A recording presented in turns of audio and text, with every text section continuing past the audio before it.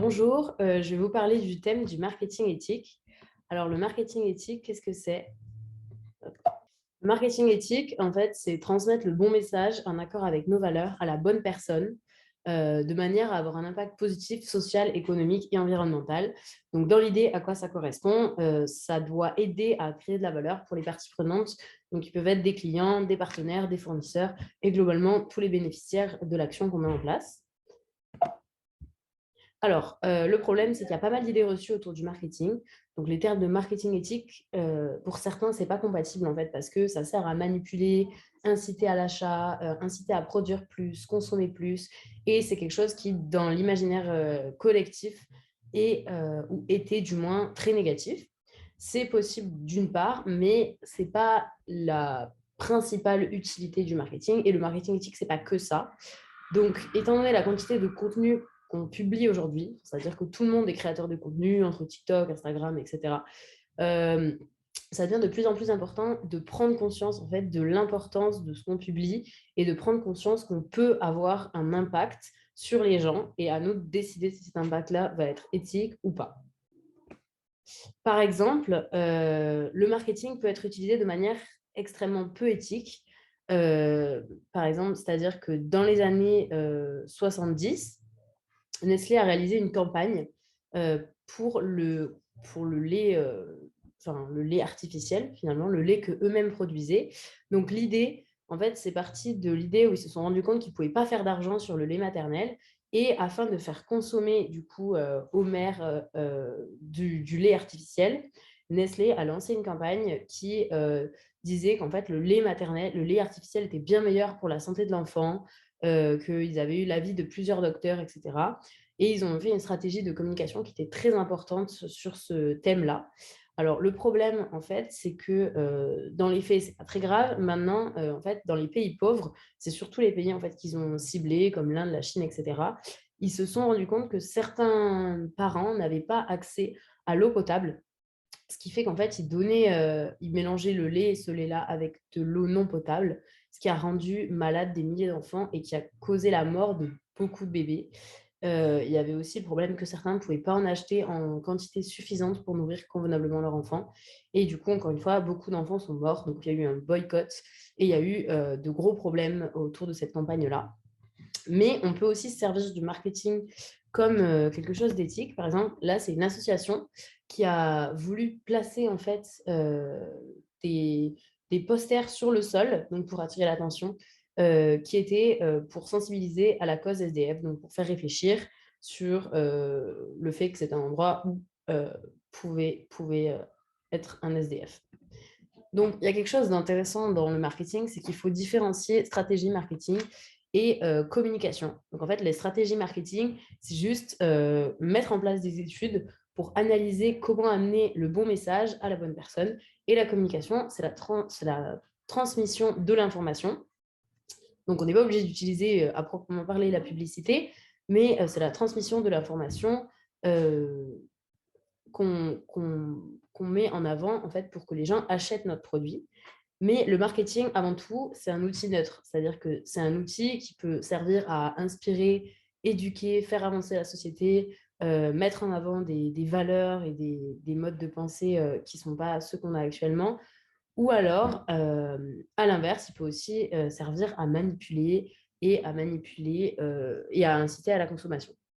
Alors du coup, il est légitime de se demander si, dans tous les cas, est-ce que c'est éthique d'inciter une personne à acheter quelque chose qu'elle ne veut pas? Eh bien, ce que Seth Godin dit dans son livre, c'est que pour lui, chacun a sa part de responsabilité dans l'acte d'achat. C'est-à-dire que, quoi qu'il en soit, et peu importe toutes les techniques utilisées, personne n'est jamais forcé à acheter quoi que ce soit. Donc, si une personne achète un produit, c'est qu'elle l'a décidé. Et c'est aussi que tout le monde a sa part de responsabilité, du coup, dans l'acte d'achat. Alors, du coup, ce qui définirait l'éthique, c'est ce qui est en accord avec les valeurs d'une personne. Globalement, si on en déduit ce que cette Godin dit. Sauf que le problème, c'est que comment savoir si en fait ce qui est éthique pour moi l'est aussi pour vous et l'est aussi pour plein d'autres personnes. Un exemple très concret de ça, c'est par exemple un paysan qui commercialise de la viande. Pour lui, c'est très éthique parce que pour lui, c'est son marché, c'est son business, il traite bien ses animaux, il les nourrit correctement, il les sort, il s'en occupe bien, etc. Mais par exemple, pour quelqu'un qui est végétarien, ça peut être un business qui n'est pas du tout éthique parce que ça reste produire des animaux pour finalement les tuer pour la consommation, etc. Donc, c'est là où en fait, on va avoir un problème face à la question d'éthique, c'est qu'on va se dire, bah, du coup, ce qui est éthique pour le paysan n'est pas éthique pour le végétarien et inversement.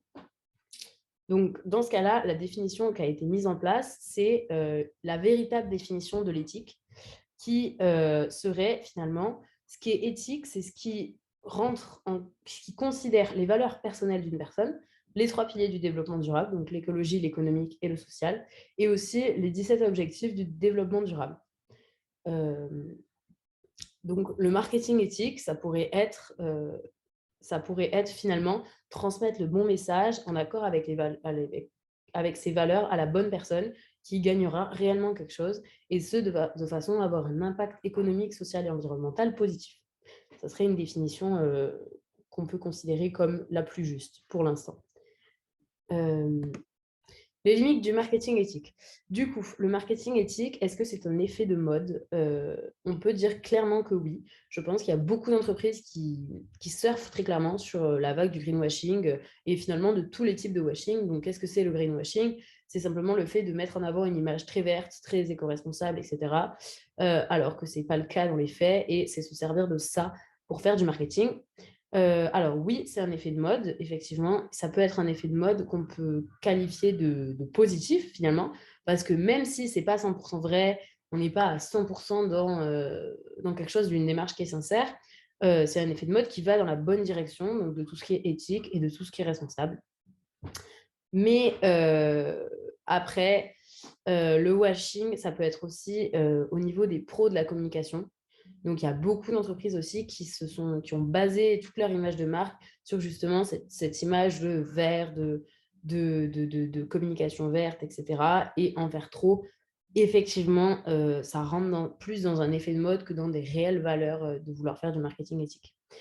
Mais si on utilise le marketing éthique juste pour vendre plus, finalement, la finalité est biaisée puisque la finalité n'est pas éthique. Donc voilà, toute personne, et même les personnes qui ne veulent pas faire du greenwashing, qui respectent tout ce qu'on a vu avant par rapport aux objectifs de développement durable, etc., même ces personnes-là vont faire face à une limite.